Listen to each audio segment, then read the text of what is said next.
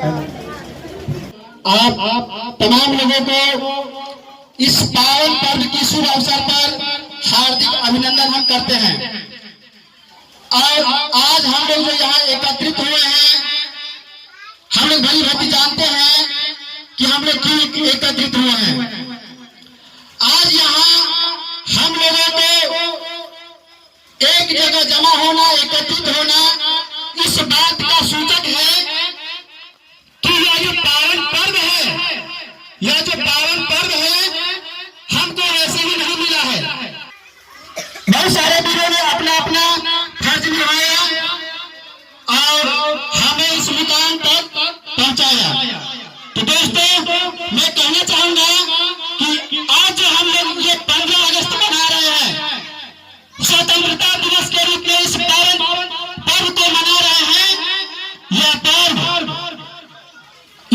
हमें यह याद दिलाती है, वीरों की कुर्बानी हमें याद दिलाती है। दोस्तों, मैं आज आपको याद दिला दूं कि आज से सैकड़ों वर्ष पहले हमारे ये जो भारत देश है, यह गुलामी की जंजीरों में जकड़ी हुई थी और दरिंदों ने, फिरंगियों ने इस देश को, इस देशवासी को गुलाम बना लिया था। अपने बुद्धि के बल पे, अपने चाल के बल पे, अपने छल के बल पे, अपने छल कपट के बल पे धोखा देकर हमारे भारतीयों को गुलाम बना लिया था। और उसी को आजाद दिलाने के लिए कई वीरों ने अपने बलिदानी दिया, अपनी लहू से उस धरती पर अपना हस्ताक्षर किया। दोस्तों, आज मैं तहे दिल से उन वीरों को याद करता हूँ और नमन करता हूँ, और मैं इस बात का संदेश देता हूँ कि जब तक हम लोग रहेंगे, जब तक यह भारत रहेगा, उन वीरों की कुर्बानी को भुलाया नहीं जा सकता है। हम अपने हजारों सैकड़ों वीरों में से कई वीरों को हम अगर उदाहरण के तौर पर उठाएं तो हम पहले एक कहानी बताना चाहेंगे और हम अपने अतीत में जाना चाहेंगे कि हमारे जो परमवीर जिन्हें हम परमवीर की उपाधि जिन्हें हम देते हैं, हमारे महाशहीद भगत सिंह के बारे में हम बात करेंगे कि हम आखिर हमारे भगत सिंह कौन थे, उन्होंने, हमने हमारे देश को क्या दिया, उनकी कुर्बानी उस देश के लिए किस प्रकार कारगर साबित हुआ। दोस्तों, आज हम उस वीर भगत सिंह को याद करते हैं और उनकी थोड़ी सी कहानी आप लोगों को याद दिलाते हैं। जब भगत सिंह सेंट्रल जेल में हुआ करता था, दोस्तों, मैंने पहले ही कह दिया है, ये जो फिरंगी है, धोखा देके और छल कपट करके व्यापार के बहाने हमारे देश में आया और व्यापार को विस्तृत करते करते हमारे देशवासियों को जो लाचार थे, मजदूर थे, उन्हें काम दिया करते थे और उसी काम के बहाने किसी का मजदूरी घेर लिया करता था, किसी को बेबस करके उस पे जबरदस्ती अत्याचार किया करता था। और ऐसे करते करते सैकड़ों हजारों भारतीयों को उन्होंने गुलाम बना दिया। उन्हीं गुलामी की दास्तां से उपजे हमारे भगत सिंह। जब भगत सिंह ने देखा कि हमारे भारतीयों पे जबरदस्ती अत्याचार हो रहा है, दोस्तों, तो उन्होंने इस अत्याचारी से निपटने के लिए, इस गुलामी को दूर करने के लिए कुछ तरकीबें सोचा और हमारे महावीर पुरुष, हमारे महावीर पुरुष भगत सिंह, शहीद भगत सिंह, जब अंग्रेजों के विरुद्ध मोर्चा निकालने लगा, मीटिंग करने लगा, उनका विरोध करने लगा, तो अंग्रेजों ने छल कपट करके, छल कपट के थ्रू हमारे भगत सिंह को कैदी बना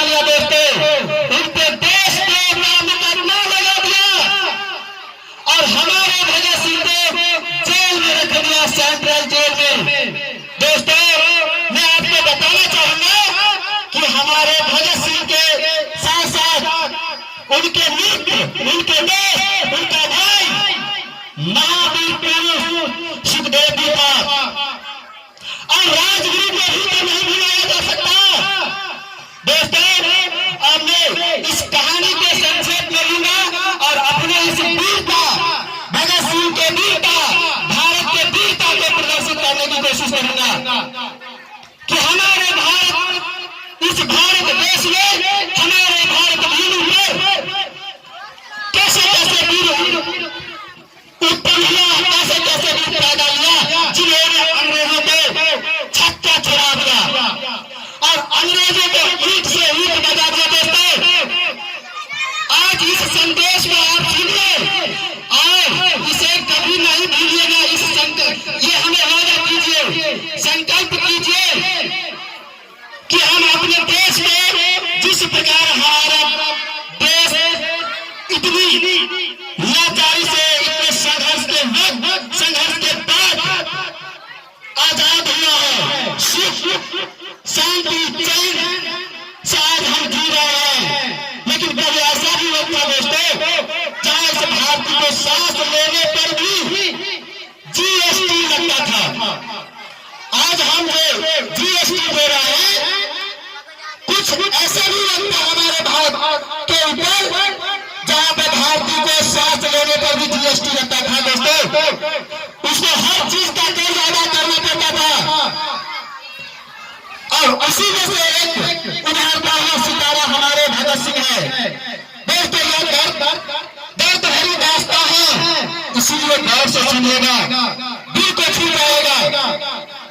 यदि आप हमारे भगत सिंह के दिल से सुनिएगा, उनके बलिदानों को समझने की कोशिश कीजिएगा, तो मैं अभी कभी कह रहा हूं कि आप अपने दिल को, आप अपने आंसू को, आप अपनी संवेदना को, आप अपनी इमोशन को नहीं रोक पाइएगा।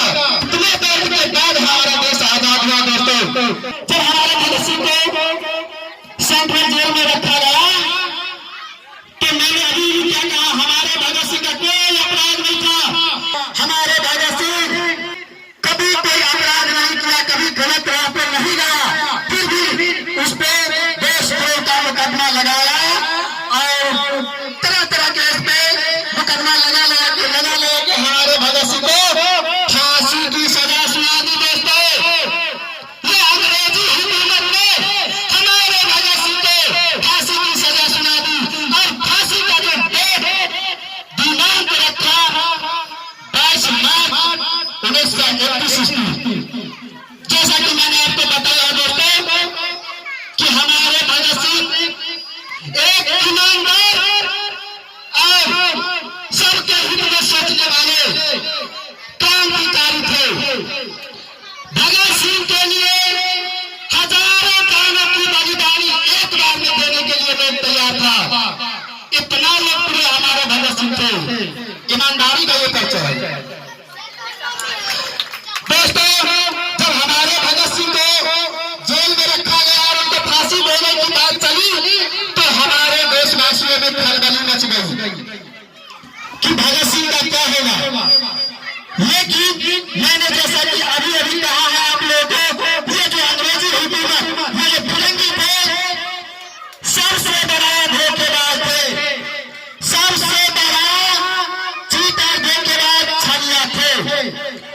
उन्होंने सोचा कि अगर भगत सिंह को हम 22 मार्च 1931 में, यानी 22 मार्च को फांसी देंगे, तो जनता में खलबली मच जाएगी, लोग विद्रोह करना शुरू कर देंगे।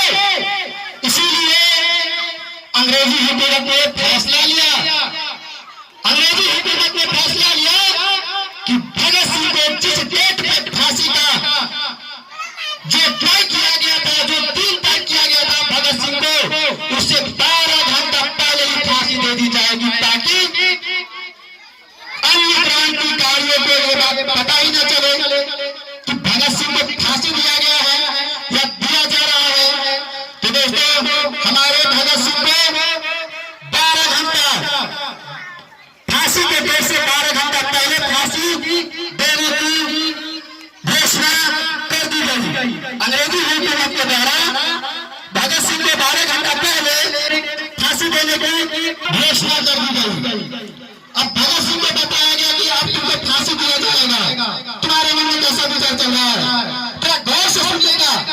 जब भगत सिंह से उनका वकील पूछा, जब उनका मेरे जाके पूछा भगत सिंह तुम्हारे साथ धोखा हुआ है, तो शुरू से हो रहा है और तुमको 12 घंटा पहले फांसी दिया जा रहा है, तुम क्या कर उस पर क्या बोलना चाहोगे? तुम्हारा क्या अरमान रहेगा? तुम किससे मिलना चाहोगे? तुम्हारा अंतिम इच्छा क्या होगा? भगत सिंह बोले जब आपने देश को अपनी कुर्बानी दे दी है, अगर हमारे कुर्बानी से हमारे अन्य सभी साथी, हमारे अन्य फैमिली, हमारे पूरे भारतवासी आजाद हो जाएंगे तो ये कुर्बानी व्यक्ति करनी है। देखिए दोस्तों, ये मौत के कगार पे है और बातें कितना छोटा कर रहा है कि अगर मेरा जान भी चला जाता है तो कोई परवाह नहीं है, कोई परवाह नहीं है।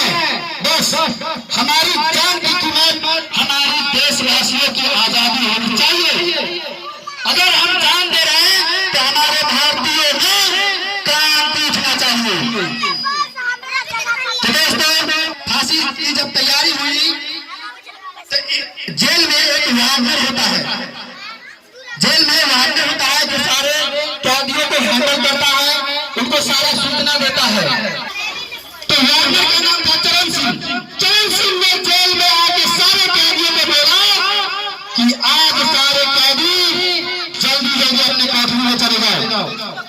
आज सारे कैदी अपने समय से पहले अपने कोठरी में चले जाओ।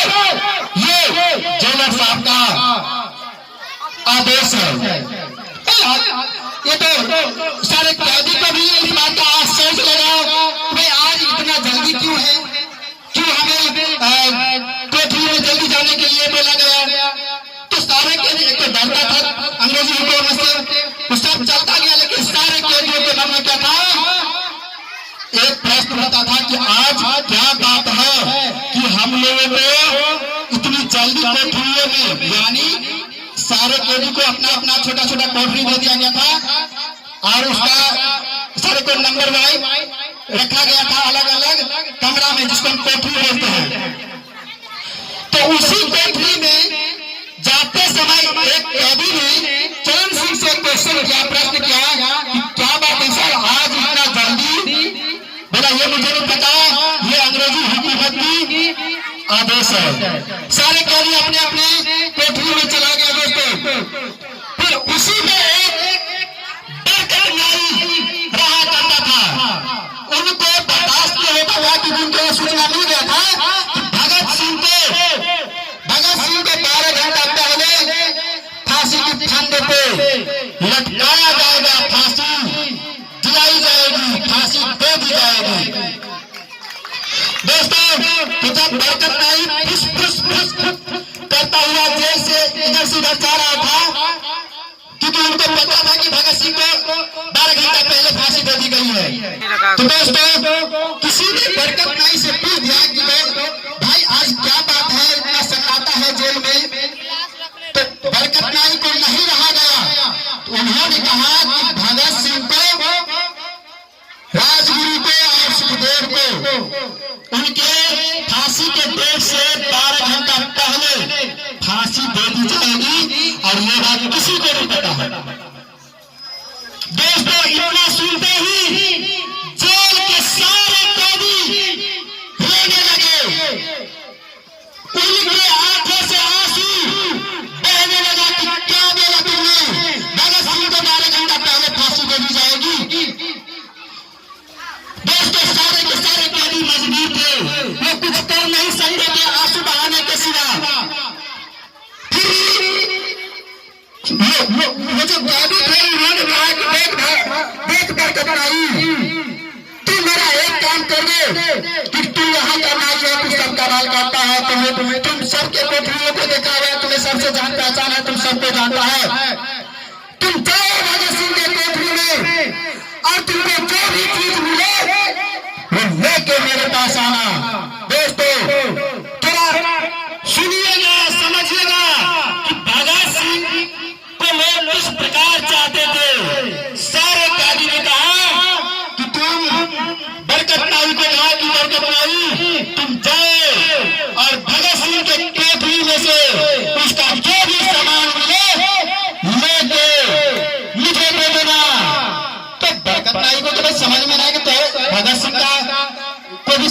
क्या करोगे?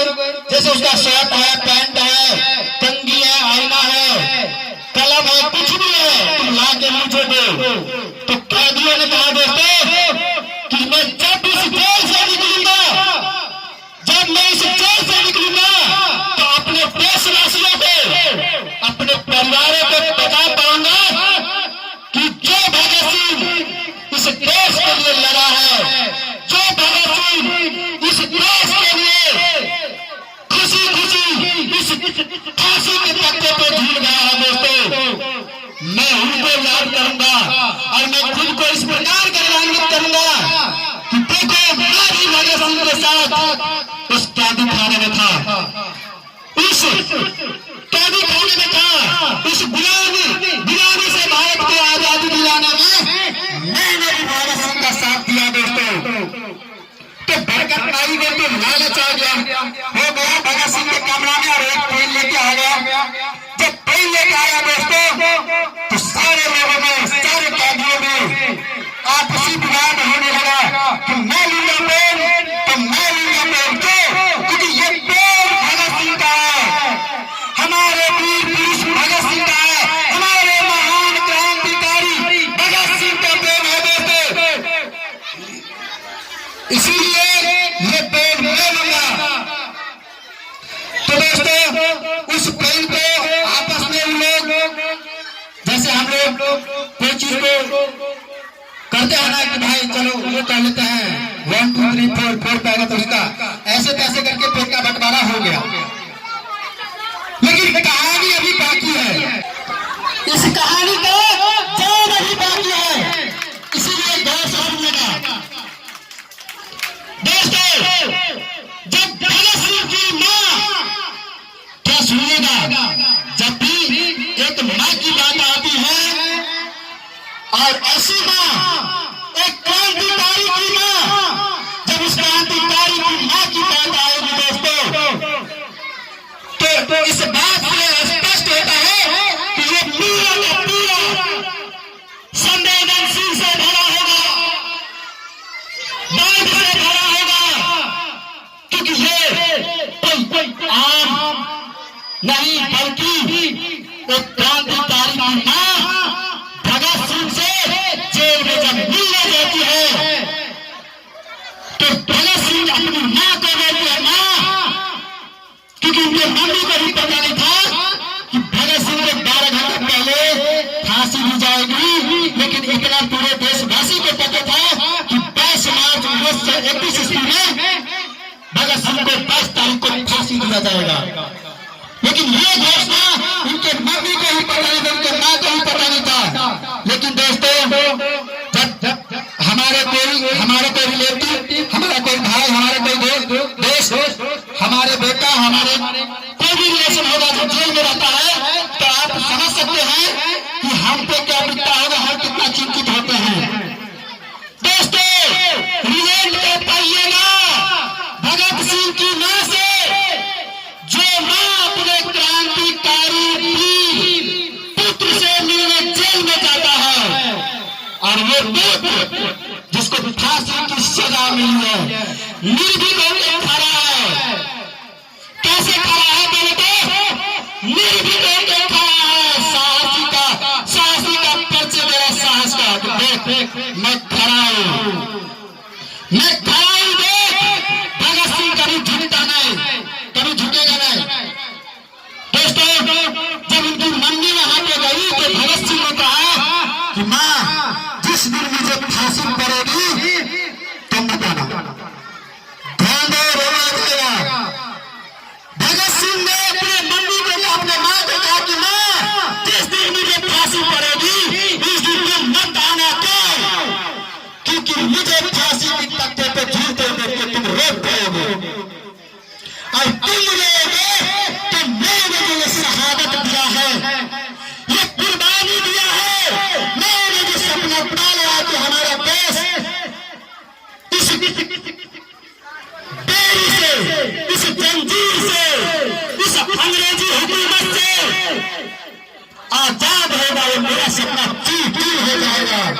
इसीलिए मेरी प्यारी मां तुम मत आना मुझसे जेल में मिलने, माँ तो माँ होती है, बहुत ज्यादा रोने लगी, बहुत उनके आंख से आंसू आने लगे दोस्तों, फूट फूट पे मारने लगी कि कैसा तू बावला है, इस देश का फिक्र किसी को नहीं है, तुझे क्या करी है, मैं तुम्हें करा के खिलाऊंगा, सब जैसे जिया वैसे बीबी जी, क्या दिक्कत है। लेकिन भगत सिंह बोला नहीं मां, हमारा देश गुलामी की डोरी में जकड़ी हुई है, ये मैं बर्दाश्त नहीं कर सकता। क्यों? क्योंकि मैंने भारत भूमि से जन्म लिया है और भारत भूमि के इस मिट्टी में यह मिट्टी विशेषताओं से भरा है दोस्तों, और इसकी सबसे बड़ी विशेषता है कि ये महावीरों को पैदा किया है, वीरांगनाओं को पैदा किया है, और उसी महावीर में से महावीर हमारे भगत सिंह थे, जिन्होंने कहा ना तू मत आना, और उन्होंने अपने माँ को मना कर दिया, इसकी माँ रोटी चली गई, और अंतिम क्षण आया। सब हमारे भारतवासियों को पता था कि भगत सिंह को 22 तारीख को फांसी दिया जाएगा, लेकिन 12 घंटा पहले ही उनको कहा गया, वार्निंग दिया गया कि आज तुमको फांसी दिया जाएगा। भगत सिंह को लगा टाइम बता, मैं तैयार हूं, तू टाइम बता कि फांसी चलने के लिए तो मैं कब से तैयार हूं, साला लेट तू ही किया, लेट तू किया है, मैं फांसी देने के लिए तैयार हूं। अरे मुझे तुमको लग रहा था मुझे गोलियों से छलनी कर दे, टॉप से उड़ा दे, क्योंकि मुझे उनको भगत सिंह को पता था, उसने एक सपना देख रखा था कि मेरी बलिदानी होते ही इस देश में क्रांतियों का लहर गूंजेगी दोस्तों, और ये क्रांति आज भी जिंदा है, और यही क्रांति आज हमें खींच लाया है, जिसके कारण आज हम लोग 15 अगस्त मना रहे हैं। ये 15 अगस्त नहीं है, ये वीरों की याद है, वीरों की दास्तां है दोस्तों। भगत सिंह को जब फांसी पे लटकाया जा रहा था तो उनसे पूछा गया कि तुम्हारा आखिरी ख्वाहिश क्या है, तो उन्होंने कहा मेरा आखिरी ख्वाहिश और प्राथमिक ख्वाहिश एक ही है कि हमारा जो भारत है, हमारी जो भारतीय जितने भी भारतीय जिनको लाचार करके प्रदेश बनाया गया है, सबको आजादी दिलाना है दोस्तों। और भगत सिंह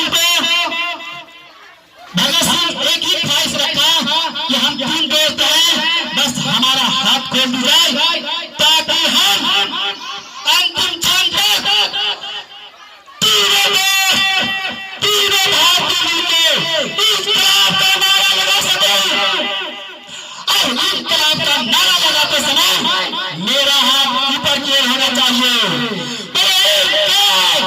जिंदाबाद दोस्तों, इंकलाब जिंदाबाद का नारा लगाते लगाते हमारे भगत सिंह इस दुनिया को अलविदा कर गए।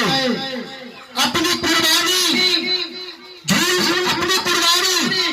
इस देश के लिए दे गई, और यह इस आशा में दे गई दोस्तों कि उनकी कुर्बानी निरर्थक नहीं जाएगी, सार्थक जाएगी, और उसकी कुर्बानी उनके कुर्बानी को सार्थक हम बनाएंगे। हमें याद रखना है कि भगत सिंह ने अपने परिवार को छोड़ के, अपने इस देशवासियों को छोड़ के खुशी इस फांसी के तख्ते पर लटक गया। दोस्तों, एक क्वेश्चन उठता है कि उस समय हमारे महात्मा गांधी जो देश के बापू थे, वो क्यों नहीं भगत सिंह को बचाया। दोस्तों, इस अंतिम यात्रा को आप थोड़ा गौर से सुनिएगा कि लोगों ने क्वेश्चन पूछा कि हमारे जो बापू है, राष्ट्रपिता महात्मा गांधी, हमारे भगत सिंह को फांसी चढ़ने से, फांसी पे लटकने से क्यों नहीं बचाया।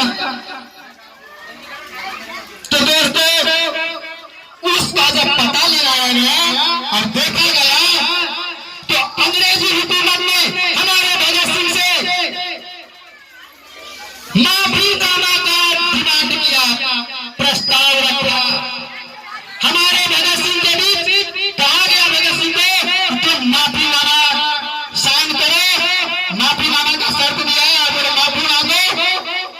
तुमको फांसी नहीं दिया जाएगा। बस इतनी सी बात। अगर भगत सिंह माफी मांग लेते तो भगत सिंह आज फांसी पे नहीं चाहते, लेकिन भगत सिंह बोले मैं क्यों माफी मांगू, जब मैंने गलती नहीं किया है तो मैं नहीं झुकूंगा। भगत सिंह ने कहा कि ऐ अंग्रेज, मैं नहीं कहता तुमसे, मैंने माफी मांगा, मैं नहीं झुकूंगा, चाहे मेरा सिर क्यों ना अलग हो जाए, मुझे फांसी मंजूर है, लेकिन तुम्हारे आगे तुम्हारे समाज झुकना पसंद नहीं है। तो दोस्तों, ऐसे क्रांतिकारी थे हमारे शहादत के महापुरुष, महावीर, परमवीर, महान भगत सिंह।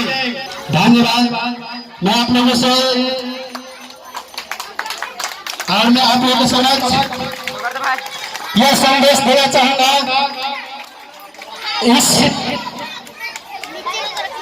इस सभा के माध्यम से, इस पर्व के माध्यम से मैं तमाम ग्रामवासियों तथा तमाम भारतीय अन्य सभी को यह संदेश देता हूँ और हमेशा देता रहूंगा कि ये जो आजादी हमें मिली है, हम इस आजादी को कभी न भूले, हम इस आजादी को कभी न भूले और हम संकल्प हमेशा करें।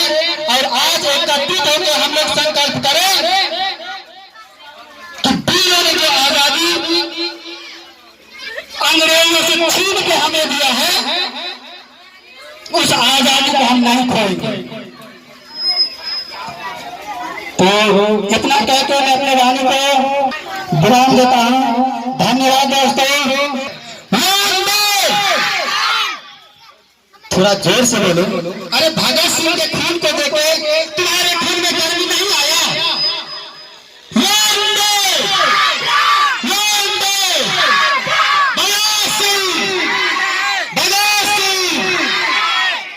दोस्तों, तो इतना कहकर मैं अपने तिरंगा को सलाम करता हूँ और इस पायल पर्व के शुभ अवसर पर मैंने जो संदेश आपको दिया, मुझे उम्मीद है कि आप इस संदेश से प्रेरित होकर के हमारे देश को कुछ नई दिशा देंगे। और बाकी तो बहुत कुछ है कहने को, समय को थोड़ा देखना पड़ेगा, इसीलिए मैं अपने वाणी को विराम देता हूँ। Thank you.